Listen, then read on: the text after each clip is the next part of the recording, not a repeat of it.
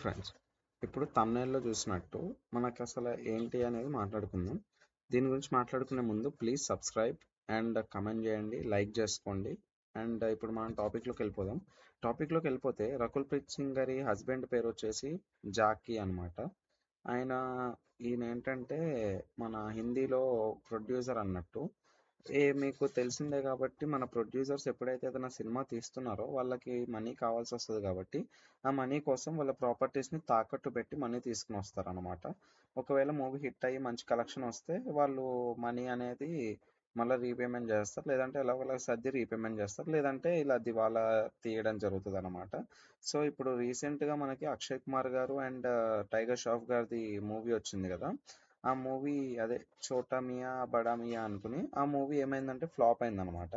So ఆ flop అవ్వడం వల్ల ఏమైందంటే చాలా లాసెస్ వచ్చినాయి అనమాట ఈయనకి, జాకీ గారికి. అలా ఏమైందంటే అందరూ ఇంకా టాక్ నడిచింది, ఈయన ఇంకా దివాలా తీసేస్తాడు అది ఇది అని చెప్పేసి టాక్ వచ్చింది. బట్ ఆ అప్పులని ఎలా క్లియర్ చేశారు అంటే ఆయనకు ఒక ఉందన్నమాట, ఆర్గనైజేషన్ లాగా ఒక భవనం లాంటిది ఉంది, అవన్నీ అమ్మేసి తనైతే అప్పులన్నీ క్లియర్ చేస్తాడు అనమాట.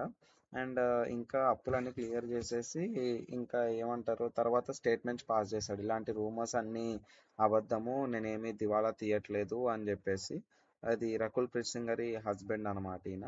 దట్స్ వై మనము తమ్నైల్లో మనకి డైరెక్ట్ జాకీ అంటే మనకు తెలియదు కాబట్టి తమ్నైల్లో రకుల్ గారి భర్త అని చెప్పేసి పెట్టామన్నమాట. అండ్ ఇలాంటి కంటెంట్ కోసం please like, share and subscribe. Love you guys.